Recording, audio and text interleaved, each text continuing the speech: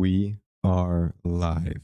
Episode 008, the evolution of speed. Easily my favorite topic is speed. I have an obsession with speed. I've dedicated most of my career to teaching speed, hence Functional Speed Academy. That's my company. And today we're going to talk about its origins. You know, speed is it's an exciting topic. As a kid, I remember watching the Olympics, watching Michael Johnson, and later on watching Usain Bolt, you know, watching Adrian Peterson, Michael Jordan, and just seeing all these athletes and just being fascinated by speed. So it's no secret that I love speed, and more than likely, if you're a parent, you love speed, and if you're an athlete, you love speed. I think everybody loves speed, and if you don't love speed, you might want to like check yourself a little bit, because speed is pretty cool. Speed is life. Speed is life, right? Speed is life. One of the things though that I do want to go over today is origins of speed. Like, where do things come from? If you've seen speed, if you're an athlete, obviously I would hope you're doing some form of speed training. And if you're an ex-athlete, you've done speed training. And a lot of things I feel that we do are things that we've always done. So we kind of just keep doing it. Yeah. So one thing that I'm going to do is I want to give you guys like a simple version, like the short version. I'll give you guys like the 3-minute version of the evolution of speed. And then I'm going to break it down by decades, 60s, 70s, 80s, so on and so forth. Yeah. So that way you guys understand where things originated from. The funny thing about that you guys might find is that when I go over a concept, like let's say from the 70s, from the 80s, you might go, oh my God, my baseball coach actually makes us do that. Yeah. Right. Yeah. And the funny part about it is that the coach will say something along the lines of, well, this is what I did when I was playing sports and I was really fast. So I'm just going to give you guys that same blueprint. Yeah. And there's not to say that coach is wrong. Yeah. But I want to break it down. I really want to dissect it. As much as I love speed, if you ever view my social media, you might quickly find out like I don't talk about speed a whole lot. My reason is because, believe it or not, it's actually because of my colleagues. If my colleagues and people if you're in the performance space, you're a trainer, a strength coach, anything in the performance space, you say something, people are like crucifying you right away. Like, oh, explain this. Oh, he's wrong. Well, how about this situation? So yeah. I feel the energy of defending my philosophies is almost unnecessary. Yeah. What I do care about, the opinions that I do care about, not the online people, are my athletes. If my athletes are getting good results and my athletes are not getting injured doing it. Yeah. Those two things. We want performance improvements and we want to make sure that they're staying on the field, staying on the court, not getting injured. Then I'm going to live by that. So, but here's the short version. 2-dimensional, 3-dimensional, 3-dimensional, 2-dimensional, 3-dimensional, 4-dimensional. There you go. 2, 3, 4. Apparently I don't know how to count. We went the same way. Yeah. I'm like 2, 2, 1, 7. Got it. Initially, short version. In the beginning, everything was viewed as a 2-dimensional skill early on. Yeah. So in the 60s, 70s, there wasn't a whole lot of structure. So everything was like, okay, just run in a straight line. Yeah. And you'll get fast. Yeah. That was probably for, a couple decades. And then maybe in the 90s, 2000s, they said, okay, 3-dimensional speed, we actually got to be fast in every single direction. Yeah. I first became exposed to the idea of 3-dimensional speed by a performance coach named Lee Taff, AKA the Godfather of Speed. Yeah. Look him up. He's pretty awesome. And I was like, oh my God, there's lateral speed, there's change of direction, there's acceleration, there's re-acceleration. And I started getting exposed to that in, I would say, early 2010s. And then around 2017, 18, I started treating speed as a 4-dimensional skill, meaning that athletes have to be fast in every direction, but they have to be able to do it in real time. Yeah. I remember that was one of the things you were talking about early on, because I was asked a vague question. Oh, how do I get more speed? And you're like, oh, speed's it's a very vague question because speed is so many different things. And then like you just said right now, when you learned it from me, tapped exactly the same experience I had when you started explaining it all to me. I was like, hold on, wait, restart. What was the first one you said? Because there's just so many different categories to it, and it's insane. It's a lot. And the thing about it is that sometimes for like me, like spectating, like watching people do speed, um, it's not true speed training, right? Yeah. So speed training, not to make it sound so simple, but is designed to make you faster, right? Yeah. And if you're an athlete, then you want that speed to carry over into your sport. So you want to be able to express that speed within your sport, whether that's running the base, running the first base, whether that's running a route, whether that's, doing a quick Euro step to the basket, Yeah. right? So speed is multi-directional, right? But it has to be expressed, whatever training you're doing, it has to be transfer over to your sport so we can see the expression of speed. Yeah. And I find that a lot of the speed training that I see is not speed training. I'll give you an example. This has actually happened many, many, many times. But I'll give you an example. I had an athlete come in and they go, oh, this is a newer athlete. He's been with me for just a short period of time. He goes, oh, we do speed training at school. And I was like, awesome. What are you doing? And then once he broke down the speed training that their coach was having them do, I was like, okay. I started asking more questions. I say, okay, so how long is the speed session? How many sets are you guys doing? What's the rest period? Right? Yeah. And then I told him, I said, that's not speed training. Yeah. Right? I said, that's conditioning. Yeah. So running, like I remember when I was in basketball, we used to run suicides all the time. It was like the thing, right? And they would say, okay, we're going to do 1 minute. You gotta hit your suicide in 1 minute, right? Yeah. Free throw back, half court back. You know what a suicide is. Yeah. And we called it speed training. But I remember after the suicides, I didn't feel faster. I actually just felt tired. I felt like throwing up. And I'm like, I want to go home. I just wanted to go home. And then I remember our football coach would have us do hill sprints. Yeah. Over and over again. We would do interval sprints. So like one group would sprint up the hill. As soon as one group was done, the other person went, and then the other person went. So there was probably like, I don't know, 5-10 second rest periods in between. And we were doing that. And we were calling it speed training, but it was just conditioning. Mental training and conditioning. Yeah. Getting strong. This is my issue with a lot of the speed training in general. Yeah. Just because you call something speed training does not mean it's actually speed training. Yeah. Make sense? Yeah. Okay. So let's break it down. So let's start early days. Let's go archaic. 60s is when the track and field became a thing. And back then there was not a lot of structure for speed training. It was just like distance, right? That was kind of like the approach. So let's build aerobic capacity. If you don't get tired, then you can run fast all the time. And that's kind of like, if you study up like the training, like Bill Russell, what he was doing in the Celtics, and you look at other teams, it was just like, let's build an aerobic base. Let's make your cardiovascular great. And then you'll be able to just be fast. It's only technically part of the equation. You got it. Then here's the thing though. Athletes were very athletic back then. You take someone like Jim Brown. Yeah. Freak. O.J. Simpson. Rest in peace. Freak.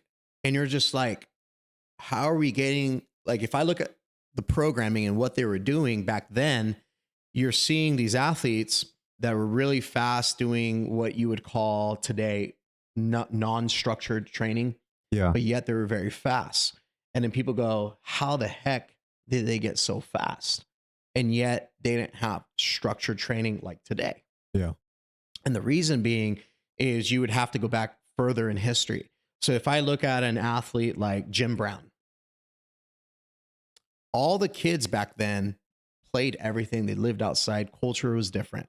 So they had so much movement variability from physical jobs, working on a farm.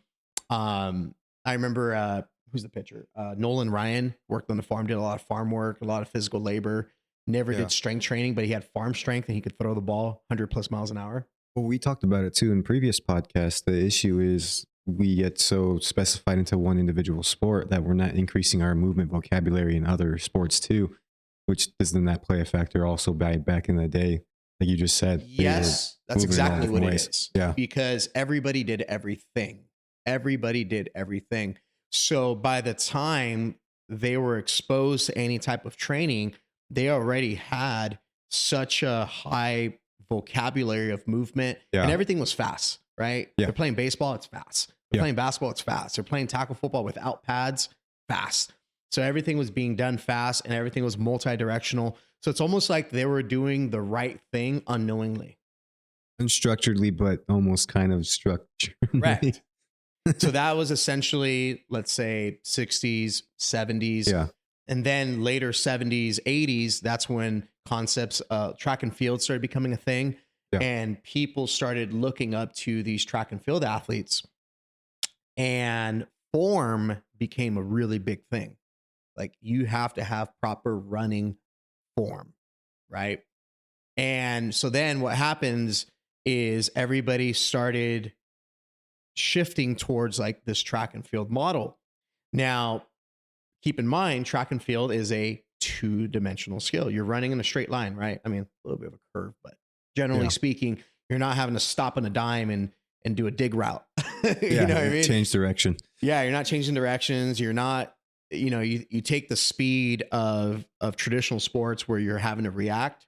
Track and field is a closed skill, right? There's nothing reactive about the speed of a track athlete. Yeah. Maybe it's more of a timing. They hear the timing. They're trying to hear the whistle, the go.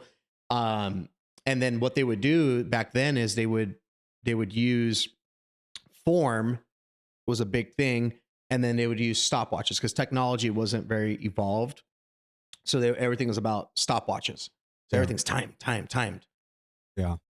So that was probably later 70s, early 80s, somewhere around that timeline. I don't know the exact date because it's a lot of information. You can go Google it if you're a nerd. Plyometrics became a thing. So then they started incorporating plyometrics.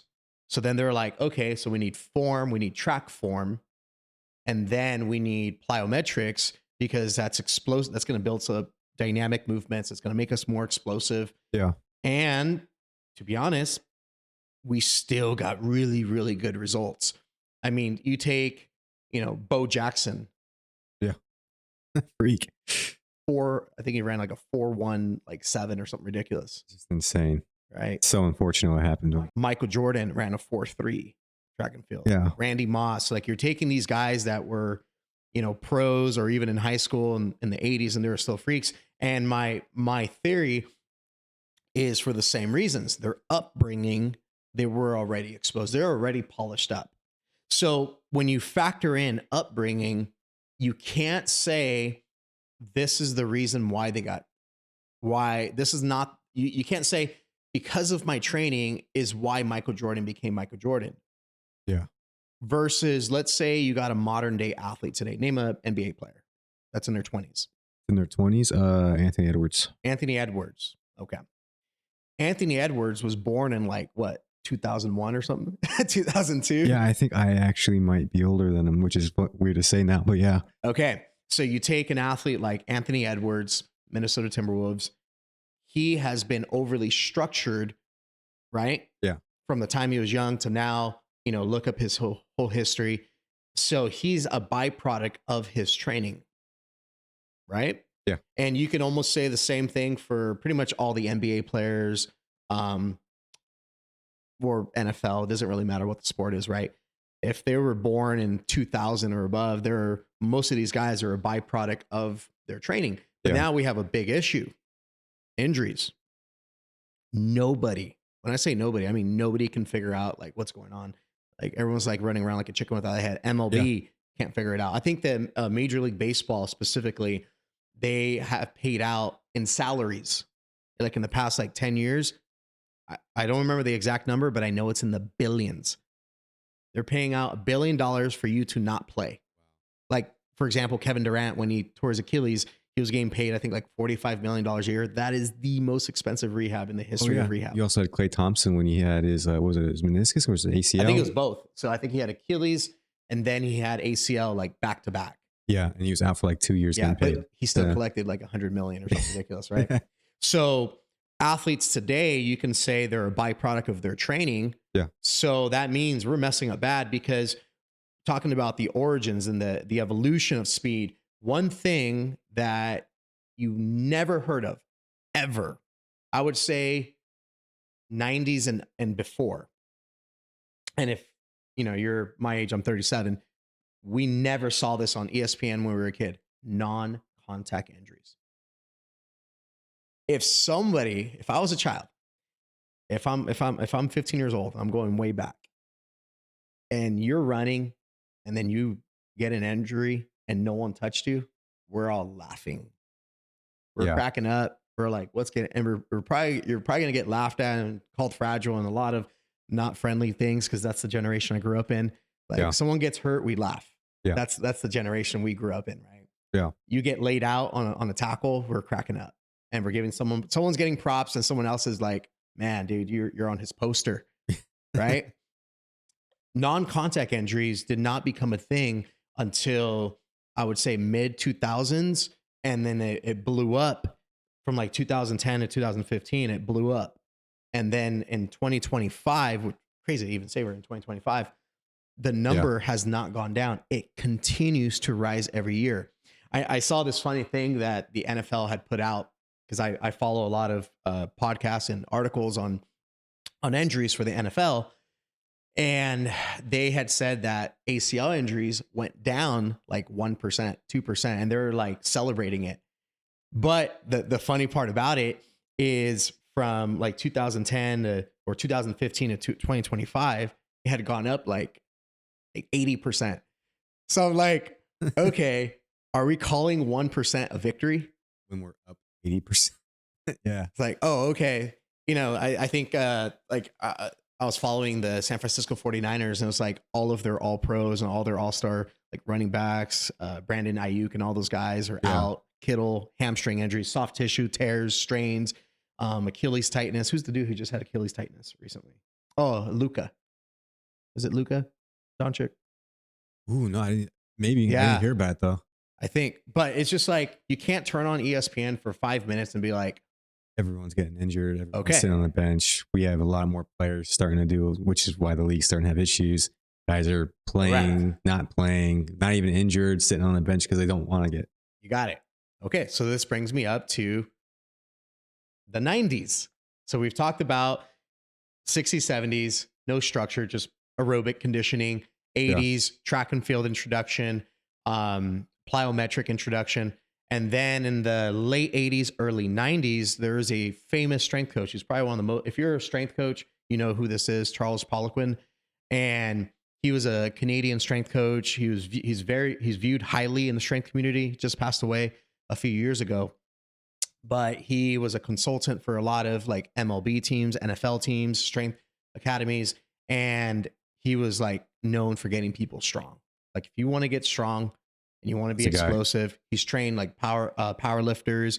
He's created programs for not power lifters, a lot of NFL guys. Yeah. But in the 90s, he came into the space, and at this time, you got to also understand that science is also evolving, right? Yeah. So when he came into the space, he goes, "You just got to get stronger." He wrote an article. You can go look this up. One of his early articles. He was talking about like, you don't even have to sprint to be fast. Literally said, you don't have to sprint to be fast. You just got to be stronger. If you're stronger and you put more force into the ground, you're going to be faster. So that became a thing. And some people took that as Bible. And you can see that because the strength programs in the like 90s and 2000s started becoming a big thing. Like most sports, MLB, NFL, like they were just doing a lot of like random training. A lot of the strength training back then was bodybuilding-ish. So like you can even watch, if you watch the Last Dance with Michael Jordan, and we know the story how he got beat up by the Pistons And then he called Tim Grover and said, hey, I gotta get stronger. Yeah. And you see him doing a lot of bodybuilding movements. Yeah. Right. He's doing lateral raises and lat pull downs. I'm not against that, just for the record. But he was doing this bodybuilding program. And then we know Michael Jordan went and won 6 championships. Yeah. Once again, how old was he? 27. So it's not like he had 27 years of movement. Once again, yeah, built, that was a solid foundation. And then he added strength to it. So I'm not going to say like, talk bad on like the program, because Michael Jordan is my favorite athlete of all time, but he was doing a bodybuilding program. And then this guy, Charles Poliquin, comes in and goes, hey, you guys, we got to get explosive. Right. And you got to understand the blueprint for strength training back then. It was all based off of strength athletes. Yeah. So Olympic lifters, strongmen, and then power lifters. Yeah. So that's where the introduction of the big 3 came to be. Yeah. Squat, bench, deadlift. If you can squat, you can bench, and you can deadlift, you're going to be fast, right? And it became such a staple that the NFL Combine made it a staple. So at the Combine, what do? They test your bench press. You can't walk into a weight room in high school and then not have like the top 3 squatters in the school on the board, right? Yeah. Power clean. Let's if the power clean goes up, because power is speed times strength, so you got to move that bar very quickly. So a power clean does build power, but power clean gets you good at power clean. Yeah. Doesn't mean you can do a double leg takedown. It doesn't mean all of a sudden you can, jump in the air and put the ball under your leg and then dunk it. Or start throwing 100 miles an hour, right? Yeah. I'm pretty sure Nolan Ryan wasn't doing power cleans to throw 100 miles an hour at 40 years old. Well, I feel like you've already said a good story in the past on a podcast of the examples of what strength training in the weight room does to an athlete with your picture that you had that you were working with. Correct. Yeah. But this goes right hand in hand with speed, right? So the idea, and you also got to understand technology started becoming more advanced. So in the 90s, they started using a lot of slow motion. They started using a lot of film, right? Yeah. So now all of a sudden film is a thing. And now we have structured strength training programs. Yeah. But now they're doing less speed training because we're still going to do speed training, but like, as long as you're squatting a lot and you can put more force into the ground, you're good. I think it was, I can't remember the university. I want to say UC Berkeley. I may be wrong, but I know it was one of the major universities. They would have like, they had one of those like $100,000 scales that it can measure your force, right? Your rate of force. Yeah. And that became a thing. Stuff's crazy. How much force can you put into the ground? Stride frequency, stride length, and all those are the things that matter to them. They're like, keep getting stronger, you get faster. Yeah. Then let's move on to the 2000s. Then in the from like 2000 to 2010, if you actually, let me backtrack a little bit. So if you take the athletes during that gap, so like you take the 80s and 90s and you had a lot of freak athletes, right? Yeah. There was a small phase where a lot of people would argue if you're a diehard sports fan and you follow sports, there's a range, I would say, from like 95 to 2005. Who are the best athletes? Michael Jordan was already about to retire, but who are the greatest athletes on the planet from 95 to 2005? How many freak athletes do we have? The number got a lot smaller. I think so. I was born 2000s. Oh, okay. So watch this. So you had a couple freaks like Randy Moss but I'm talking about as a whole. So if you watch like the league as a whole. Yeah. I don't want to say it regressed, but I also want to say it didn't necessarily progress. So it was almost like we were plateaued for a little bit. So from like 95 to 2005, we're a little plateaued. And then all of a sudden, that's when the approach of 3-dimensional speed became a thing. So then later 2000s to 2015, it was like multi-directional speed. So then they started programming speed in every direction. They would have lateral speed, linear speed, retreating acceleration, change of direction, stop and go. But then a lot of the training and the drills for it, the way they would do it, they would just do it by volume, right? So that's where you'll see people like, hey, you got to do your ladder drills, you know? Yeah. It was just like a lot of random stuff. So now the speed training became more structured, but we didn't really understand intent. We just knew that, okay, we need to train all these attributes. We need to get a neurological response to these things, and then we'll be good. The results were from 2000, let's say 5 to 2015, we got explosive athletes, like explosive. Yeah. So as they made this change, the athletes started getting super fast, super strong. We could probably both argue, and most people would argue that athletes today are probably the most explosive they've ever been. Yeah. I mean, look at you're having linebackers they're 250 and they could run a 4.4. Like, oh, yeah, most explosive guys, but now we're also dealing with the most injured guys. I was just gonna say that. Yeah. But now there's the problem of the injuries.